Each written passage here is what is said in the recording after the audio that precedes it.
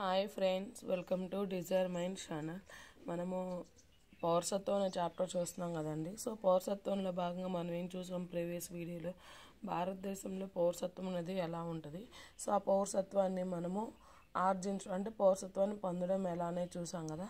మరి ఆ పౌరసత్వాన్ని పొందాము. సో ఆ పౌరసత్వం అనేది రద్దు అనే అంశాన్ని ఈరోజు చూద్దామండి.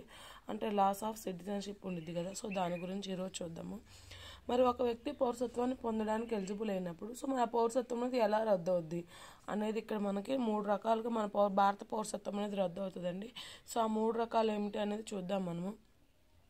ఒకటి ఫస్ట్ వన్ ఏంటంటే పౌరసత్వ చట్టం 1955 ప్రకారం ఏంటంటే మనం పౌరసత్వాన్ని 3 రకాలుగా రద్దు చేస్తామన్నమాట. అంటే ఏ చట్టం ప్రకారము? పౌరసత్వ చట్టం 1955 ప్రకారము మనం పౌరసత్వాన్ని 3 రకాలుగా రద్దు చేస్తామన్నమాట. అంటే ఈ చట్టం ద్వారా మనం ఏం చేస్తున్నాము, రాజ్యాంగం ఏర్పడక ముందు ఉన్నటువంటి పౌరసత్వ అంశంలోని నిబంధనలన్నీ సరిగా లేవు అని చెప్పి మనకి పౌరసత్వ చట్టం 1955 చేశాం కదా. సో ఈ చట్టం ప్రకారము మనము పౌరసత్వాన్ని ఆర్జిస్తాము, అదేవిధంగా పౌరసత్వాన్ని రద్దు చేసుకుంటాం. ఆర్జించడం అంటే పౌరసత్వాన్ని పొందడం అనమాట. సో మరి ఆ పొందిన పౌరసత్వము ఒక్కోసారి అక్రమంగా పొందుతారు. అలా పొందిన పౌరసత్వం అనేది ఎలా రద్దు అవుతుంది అనేది చూద్దామండి.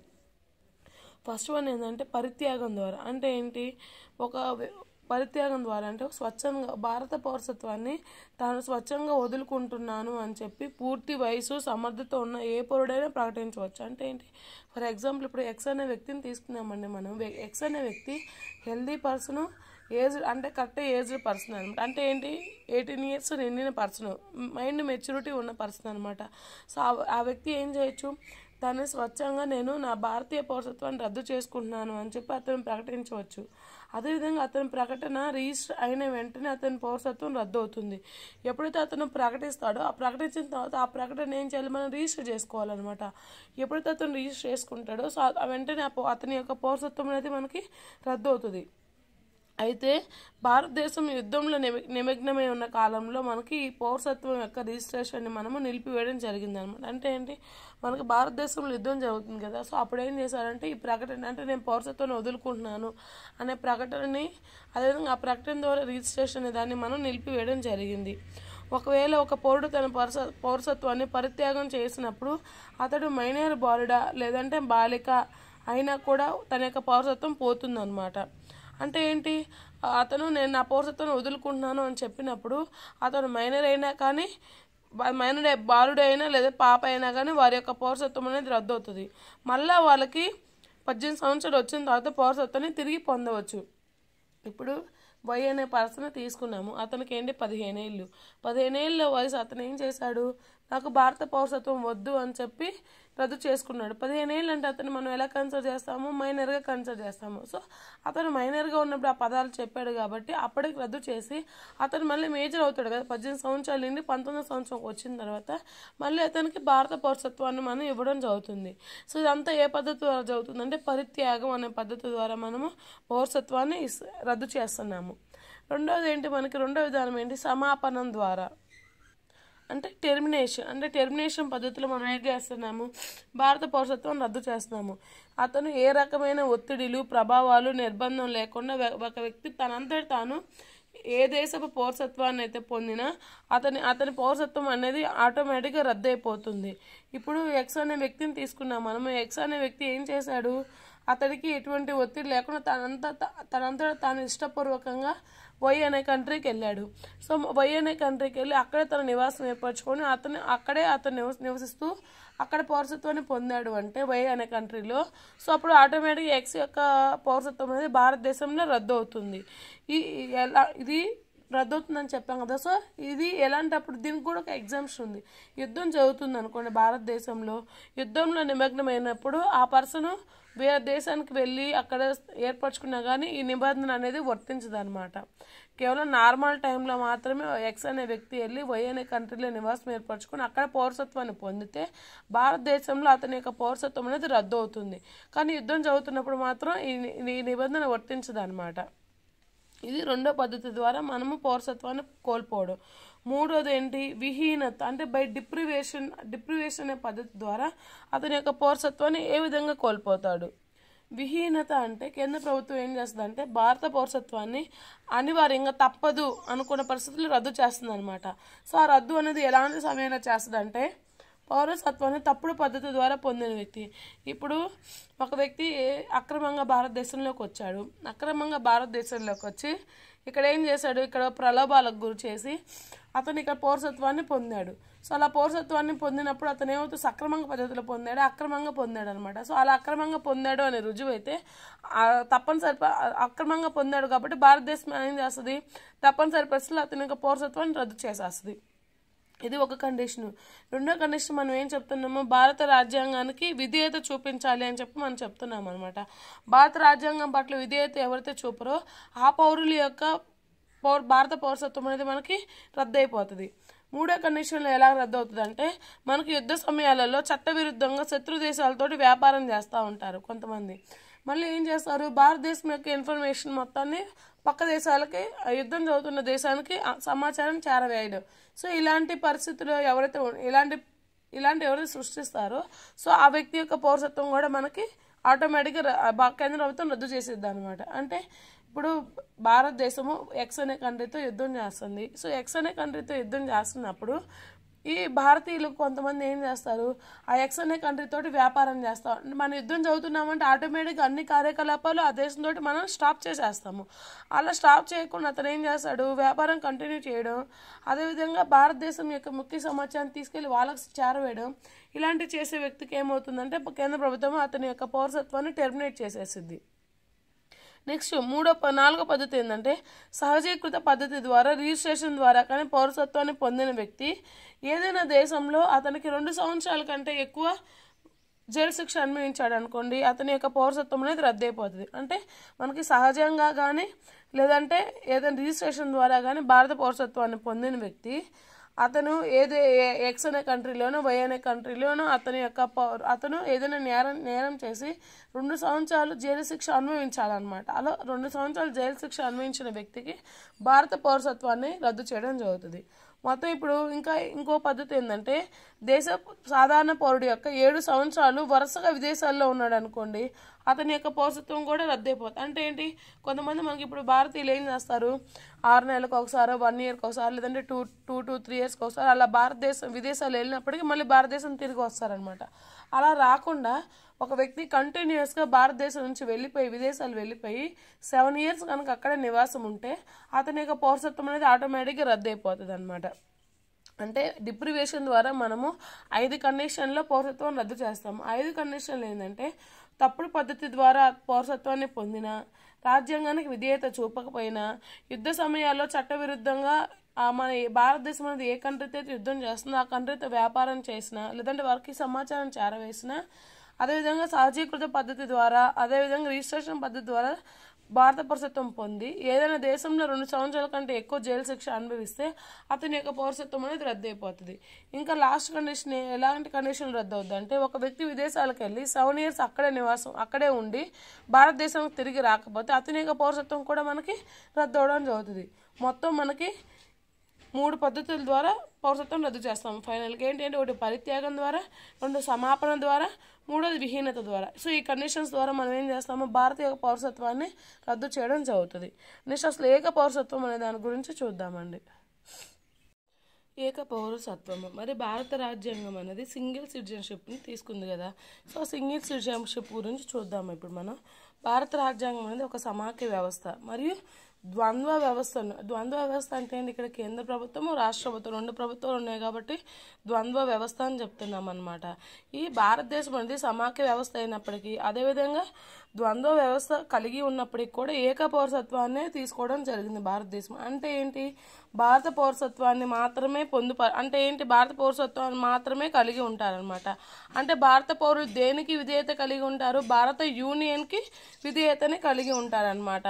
అమెరికా, స్విట్జర్లాండ్ రాజ్యాంగాలు తీస్తాం అనుకుంటే అవి సమాఖ్య రాజ్యాలు అవి కూడా, కాకపోతే అవి ద్వంద్వ పౌరసత్వాన్ని తీసుకుంటున్నాయి అనమాట.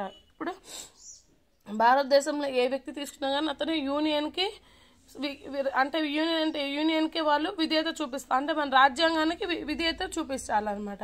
కానీ అమెరికా తీసుకున్నాం అనుకోండి, అమెరికాలో ప్రతి వ్యక్తి అమెరికా పౌరసత్వంతో పాటు అతనికి చెందిన రాష్ట్రం ఉన్నది కదా, సో ఆ రాష్ట్ర పౌరసత్వాన్ని కూడా కలిగి ఉంటాడనమాట. సో అతను అప్పుడు ఏమవుతుంది, రెండు ప్రభుత్వాలకు అనగా కేంద్ర ప్రభుత్వానికి అదేవిధంగా తాను చెందిన రాష్ట్ర ప్రభుత్వానికి రెండింటికి కూడా అతను విధేయత చూపించాలి. అదేవిధంగా అతను ఏంటి, రెండు ప్రభుత్వాలు చూపించేటువంటి హక్కులు ఉంటాయి కదా, రెండు ప్రభుత్వాలు గుర్తించిన హక్కుల్ని పొందుతాడు. అదేవిధంగా ఏంటి, అతను ఏ పద్ధతులు అంటే అతను ఏంటి ఈ పద్ధతిలో ఏదైనా ఒక రాష్ట్రం ఓటు హక్కును, ఎన్నికలలో నిలబడే హక్కు కానీ వృత్తిని స్వీకరించే హక్కు అన్నిటిని కూడా పౌరుల మధ్య విచక్షణ ఉండిద్ది అనమాట. ఇప్పుడు అమెరికా రాజ్యాంగం తీసుకుంటే ఏంటి, రెండు అమెరికా పౌరసత్వం అదేవిధంగా రాష్ట్ర ప్రభుత్వం రెండు పౌరసత్వాలు పొందుతాయి. అలా రెండు పౌరసత్వాలు ఉండడం వల్ల ఏంటంటే పౌరుల మధ్య ఏంటి హక్కులు పొందే విషయంలో ఖచ్చితంగా ఒక రాష్ట్రానికి ఇంకో రాష్ట్రానికి సంబంధం ఉండదు కాబట్టి ఆ పౌరుల పట్ల విచక్షణ అనేది మనకి అక్కడ కనిపిస్తుంది అనమాట. కానీ భారతదేశం ఏంటి ఏక పౌరసత్వం కావడం వల్ల ఏంటంటే ఆ విచక్షణ అనేది ఇక్కడ ఉండకుండా ఉండడం కోసం భారత ప్రభుత్వం ఏం చేసింది, ఏక పౌరసత్వం అనే ఒక అంశాన్ని అయితే తీసుకోవడం జరిగింది అనమాట. ఈ ఏక పౌరసత్వం ఉన్న రాష్ట్రాల్లో ఇదే అడ్వాంటేజ్ ఏంటంటే పౌరులందరికీ ఒకే రకమైన అధికారం ఉంటుంది కాబట్టి వివక్షత అనేది మనకి ఇక్కడ ఉండదు. మన భారతదేశంలో ఏంటంటే ఏ రాష్ట్రంలో పుట్టినా ఏ రాష్ట్రంలో నివాసం ఉంటున్నా కానీ పౌరులందరికీ సమానమైన రాజకీయపరమైన అదేవిధంగా పౌర హక్కులు ఉంటాయన్నమాట. అందుకే వారి మధ్య ఎటువంటి వివక్షత ఉండదు. ఈ సాధారణ అంశాలతో ఈ వివక్షత ఉండదని చెప్తున్నాం కదా, కానీ కొన్ని కేసులలో ఏంటంటే ఈ వివక్షత అనేది కనిపిస్తుంది భారతదేశంలో కూడా. ఆ వివక్షత అనేది ఎటువంటి ప్రాంతాలలో ఏ అంశాలలో కనిపిస్తుందో ఇప్పుడు మనం చూద్దాం. అంటే ఏంటి, ఏక పౌరసత్వం తీసుకున్నాం కదా, వివక్షత ఉండదు అని చెప్పుకున్నాం కదా. మరి వివక్షత ఎందుకు ఉంటుంది అంటే కొన్ని ఎగ్జామ్షన్స్ ఉన్నాయి కొన్ని ప్రాంతాలకి. ఆ ఎగ్జామ్టెడ్ ప్రాంతాలు ఏంటో, ఆ ఎగ్జామ్షన్ ఉన్నటువంటి అంశాలు ఏంటో ఇప్పుడు చూద్దాం మనం. ఇప్పుడు ఒక రాష్ట్రం తీసుకున్నా, కేంద్ర పాలిత ప్రాంతం తీసుకున్నా, లేదంటే అందులో ఏదైనా ఒక స్థానిక ప్రభుత్వం తీసుకుంటే ఏంది, కొన్ని తరగతుల వారికి ఉద్యోగాలలో ప్రభుత్వ ఉద్యోగాలలో నియామకానికి ముందు వాళ్ళు అచ్చటే నివాసం ఉండాలి అని చెప్పి మనకి చెప్పడం జరుగుతుంది అనమాట. అంటే ఏంటి, ఆర్టికల్ 16 ఏం చెప్తుంది, అందరికీ సమానమైన అధికారం అని చెప్తుంది కదా. సో నివాసం అనేది ఇప్పుడు ఎగ్జాంపుల్ ఇప్పుడు మన ఆంధ్రప్రదేశ్ స్టేట్ తీసుకున్నాము. ఆంధ్రప్రదేశ్ గవర్నమెంట్ ఉద్యోగాలకి ఎలిజిబిలిటీ కావాలి అంటే ఏంటి, రాష్ట్ర పౌరులై ఉండాలి, అంటే ఏంటి రాష్ట్రంలో నివాసం ఏర్పరచుకున్న వారై ఉండాలి అని చెప్పి ఒక నిబంధన పెడతారనమాట. సో అలా నిబంధన పెట్టే అధికారం మనకి పార్లమెంటుకు ఉంది అని చెప్పి చెప్తున్నాం అనమాట.